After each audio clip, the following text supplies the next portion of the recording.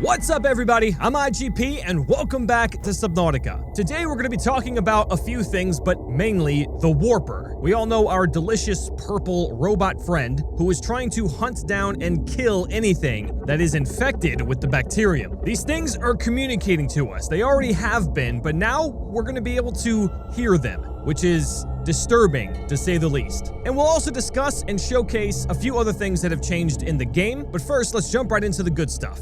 The Warper. Now, we all know what the Warper sounds like. It sounds like a very strange robotic creature, and I think that is a good reflection of what it actually is. Now, for those who don't know, the Warper, as described on the wiki, is a self-warping quarantine enforcer unit. It's a biomechanical life form created by the precursor race. This thing can teleport, it can shoot out crazy amounts of energy to damage the player or any other life form, and its goal is to pretty much eradicate anything that has the bacterium in its system, which is pretty much everything at this point. Like I said, it's biomechanical, which means that it is part robot and also part organism. On the wiki, it says it was created using an existing life form, which isn't defined, and then the precursor technology allowing it to teleport and not have to digest or anything like that. So it's basically just a robot set to destroy. The life form is debatable on which kind of life form it is. I used to say that it resembled the Emperor a lot, just because of the tentacles and the shape of the arms. However, that's kind of a loose comparison. I also said that because the Emperor is immune to the bacterium, so it would make sense if you're going to use a life form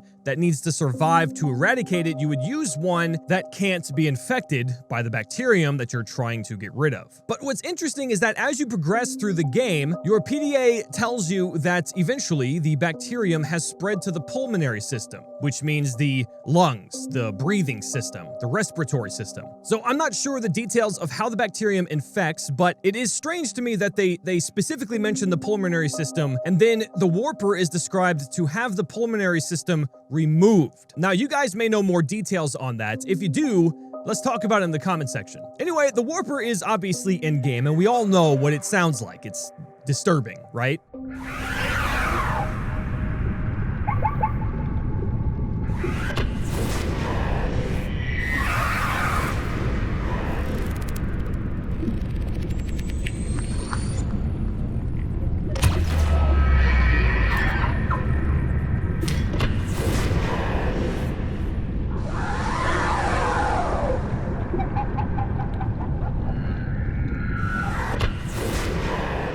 It does have a very distinct sound. You can always tell when it's around you. Now have a listen to this and tell me what you think.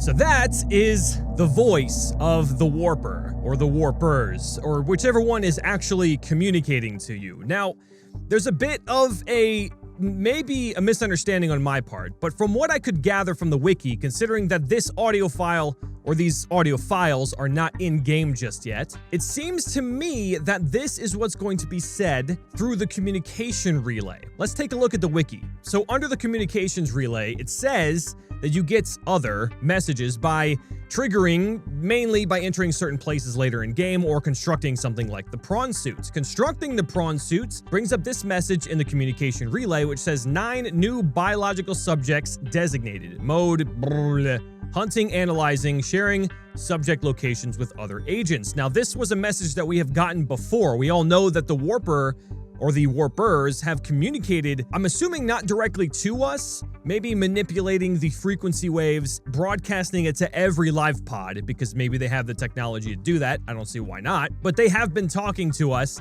and so it actually links the sound we just heard right underneath it. So I'm not sure if some of this, now this file from SoundCloud, which again, I'll have the links in the description below if you guys want to check it out. It is on the Trello and the wiki. This single file seems like it's multiple audio files together. The hunting and analyzing thing seems like it's referring to this particular line. At the very end, you can hear the Warper attack and then say destroyed.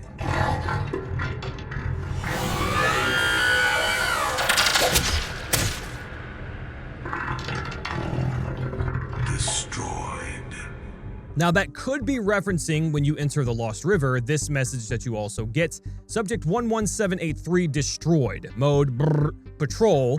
New targets accounted for 1. For me, it sounds like this is just a compilation or a montage of all the sounds you will hear from the Warper in regards to its communication. Now, as far as the way it sounds, it is utterly disturbing. It is creepy. It is something that will haunt me forever and be a everlasting center point of all of my nightmares. But I find it extremely strange that it speaks English. You know, we know the Emperor speaks English to us, but it almost sounds like the Emperor was struggling to be able to do so. It seems like it has this wisdom or this ability to detect a language from a certain creature to be able to communicate with it. Now, there's some debate in regards to that because obviously if you detect a human being, you shouldn't automatically assume that it's English.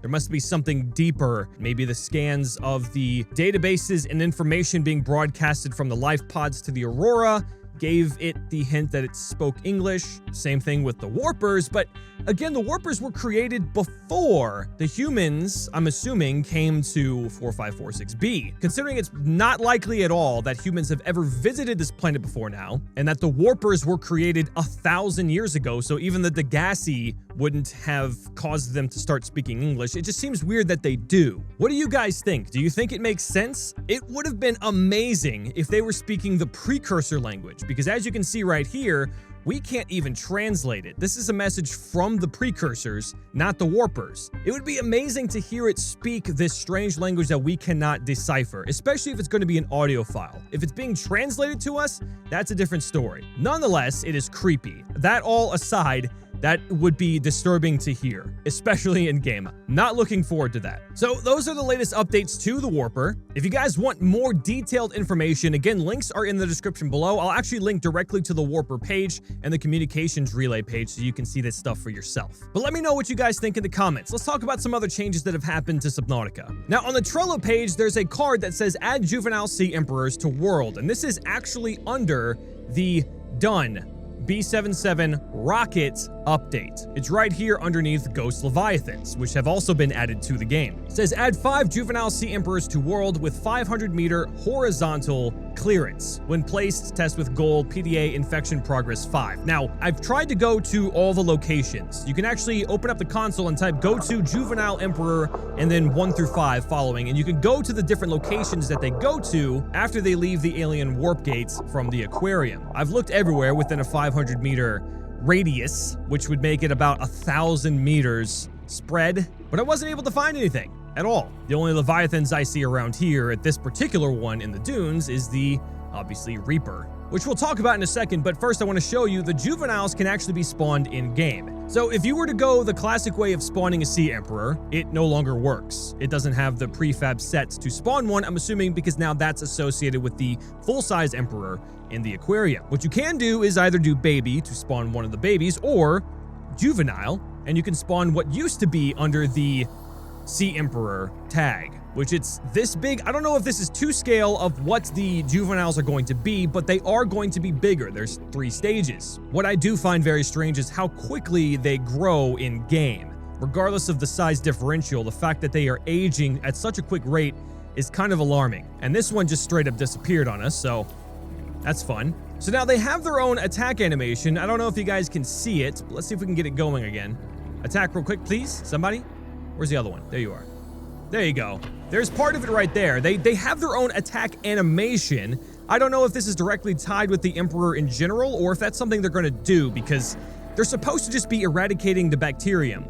Not necessarily going around killing everyone and asserting their dominance. I don't know the purpose, but it almost looks like it shares the animations with the sea dragon. It definitely looks like something the sea dragon would do. Anyway, so those are the Emperors. Again, it's not in-game just yet, but hopefully we'll see that soon, and honestly, I hope they're not going to be this big.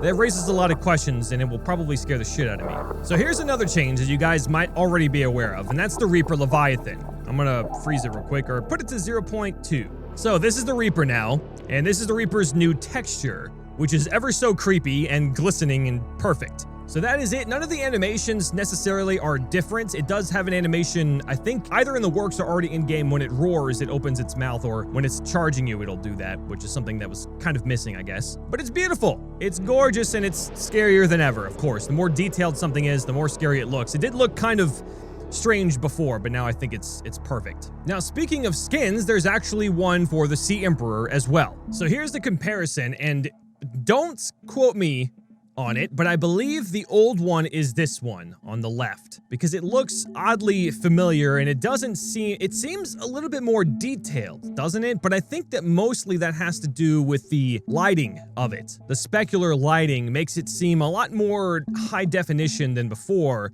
If you look closely, you can see that there's like scales and ridges and such, but it seems like it has no depth to it. It's a normal map of what is supposed to be bumpy. Now on this one, it seems more cleaned up. It seems much more accurate to the style. This one seems a little bit too detailed. This one seems a little bit more cartoony, which would make sense because the game is. The less realistic it is, the more realistic it looks for the style, if that makes any sense. Also, the telltale giveaway is the green antenna, which is the current version of it, and then the blue antenna, which is over here. I'm not sure why that was changed. That's kind of a big change, I guess. I'd say this one is a lot more detailed. You can actually see the lines, the striations, and the muscles and stuff. I can't even tell if this is armored or not on its underbelly. Either way, they both look very good, and I'd say I'd be happy with either one, but if we're going to change it to this one, that's a good choice. So that is it for this episode, guys. I hope you enjoyed it. If you did, leave a like, comment down below. Let's start up a discussion. Let me know what you'd like to see in the next episode as well. If you guys want to see my latest episode on my current Subnautica Let's Play, links will be in the description below as well. Stay tuned for the next one tomorrow.